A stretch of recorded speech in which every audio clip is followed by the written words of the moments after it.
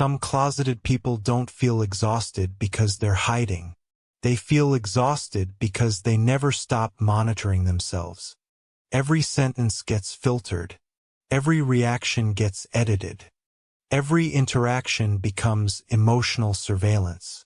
And eventually, the human nervous system starts treating authenticity like danger. That's the part nobody talks about. People think staying closeted is just secrecy. But long-term closeting is psychological hypervigilance. It's identity management becoming permanent. Not for a week. Not during adolescence. For years. Sometimes decades.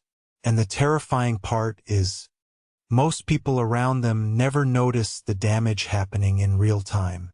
Because closeted people often become incredibly functional. Socially adaptive. Emotionally readable. Easy to be around. Funny. Careful.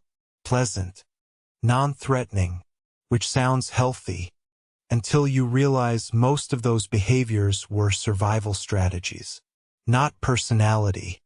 Because when emotional honesty stops feeling safe, people stop expressing naturally. And start performing predictably. Quietly. Over time. Without even realizing it. That changes the entire structure of intimacy, especially for LGBTQ+ people raised inside emotional environments where visibility felt dangerous before desire even fully formed. Because many closeted people learned something very early. Being emotionally detected could cost them safety. So they became experts at emotional camouflage. Not just hiding attraction. Hiding reactions, hiding softness, hiding vulnerability, hiding recognition, even hiding comfort. Some people became so psychologically trained to avoid suspicion. They started editing themselves automatically, before anyone even reacted. That's what chronic closeting does. It creates pre-rejection behavior. The body learns to anticipate emotional danger before it arrives. And eventually, you stop asking, "Can I be myself here?" Because your nervous system already assumes the answer is no. So you adapt. You monitor tone, monitor eye contact, monitor body language, monitor emotional intensity, monitor excitement, monitor silence. Monitor affection. Monitor visibility. Monitor yourself. Constantly. And the terrifying thing about constant self-monitoring is that it slowly separates people from spontaneous existence. Nothing feels fully natural anymore. Not because they're fake. Because they became psychologically overcalibrated. Especially in modern culture where identity is hypervisible online. But emotional safety still isn't guaranteed offline. That contradiction destroys people slowly. Because social media created the illusion that acceptance is universal. Meanwhile, millions of LGBTQ+ people still emotionally rehearse basic interactions every single day. Still calculating risk. Still scanning rooms. Still adjusting behavior. Still translating themselves into safer versions. That exhaustion accumulates biologically, not just emotionally, because the nervous system was never designed for permanent identity suppression. And eventually the body starts responding.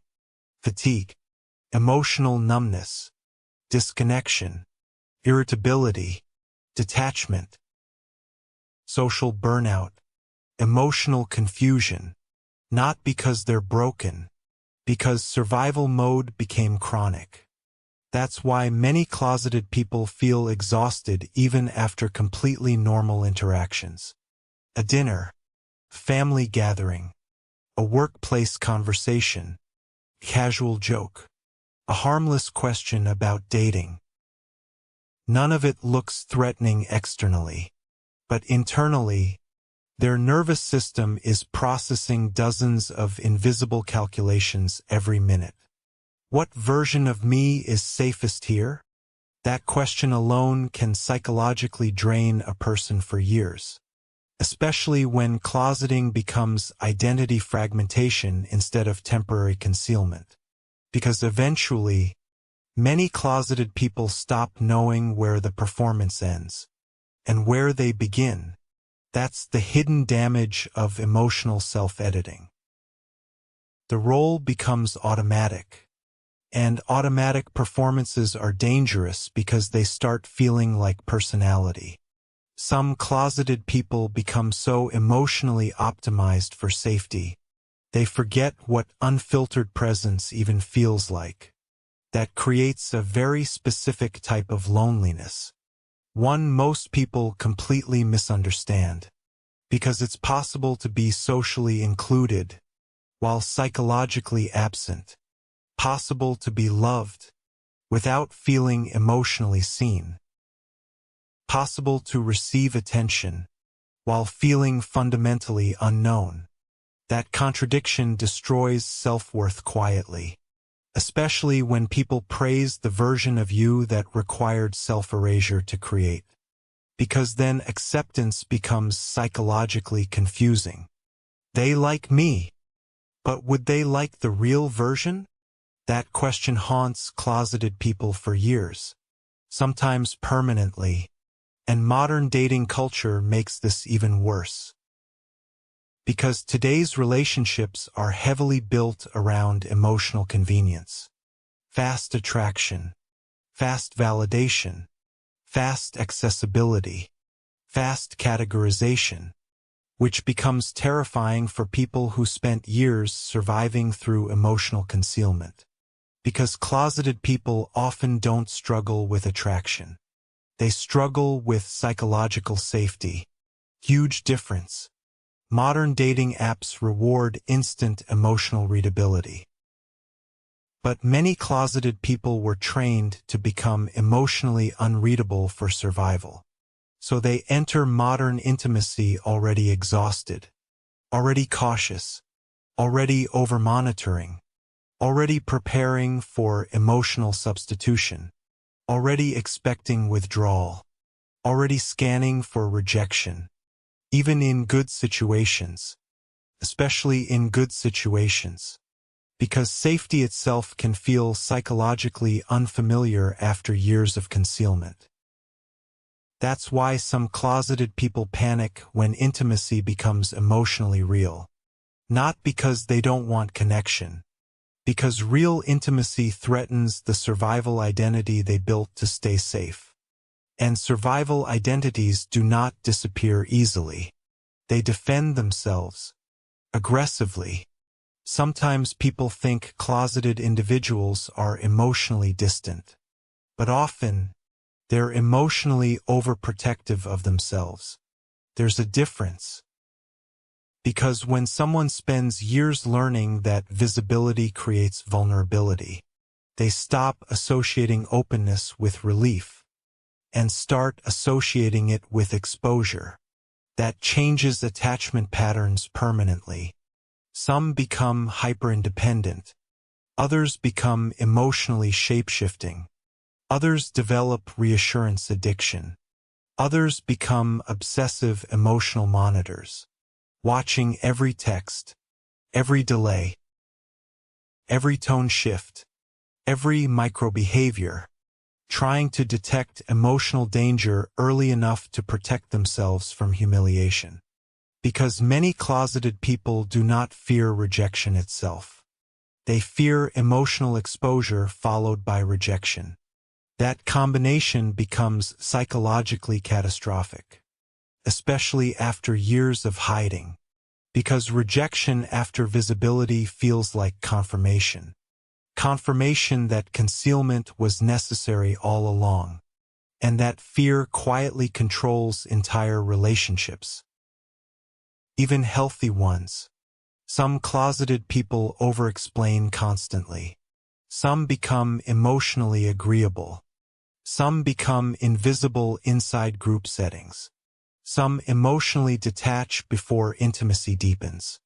Some sabotage connection once emotional dependence appears. Not because they don't care, because emotional closeness activates survival alarms. And the body remembers what the mind tries to minimize. That's why long-term closeting often creates emotional exhaustion that people cannot logically explain. They think they're just tired, but it's deeper than tiredness. It's psychological compression. Years of emotional contraction. Years of monitoring identity. Years of suppressing reactions. Years of calculating visibility. Years of emotional editing. Years of self-surveillance. And eventually, the brain stops distinguishing between performance and protection. That's when people start feeling emotionally unreal, disconnected from themselves, disconnected from desire, disconnected from spontaneity, disconnected from rest. And that last part matters most, because the deepest human desire is not attention.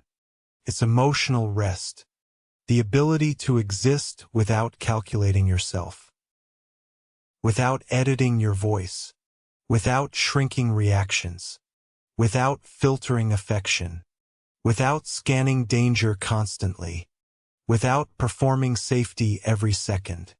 Most people will never understand how exhausting it is to live inside emotional anticipation for years, to constantly prepare for misunderstanding before it even happens, to pre-adjust yourself before anyone asks you to survive through psychological invisibility, especially while the world keeps saying things are better now.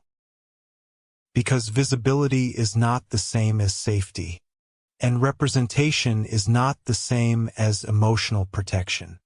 Some closeted people became masters at looking emotionally stable, while internally living in permanent psychological tension. And eventually, that tension changes them. Quietly, they stop reaching out, stop explaining themselves, stop correcting assumptions, stop expecting understanding. Not because they stopped caring, because chronic misunderstanding creates emotional resignation. And resignation is one of the most dangerous emotional states a person can enter, because people can survive rejection more easily than prolonged emotional invisibility. At least rejection acknowledges existence, but invisibility slowly erases it. That's why many closeted people feel strangely detached from their own lives, like they're participating in themselves from a distance, watching themselves socially function without emotionally arriving. And over time, that creates grief. Not just grief for lost years. Grief for the personality they could have developed if safety existed earlier. Grief for emotional spontaneity. Grief for relaxed existence.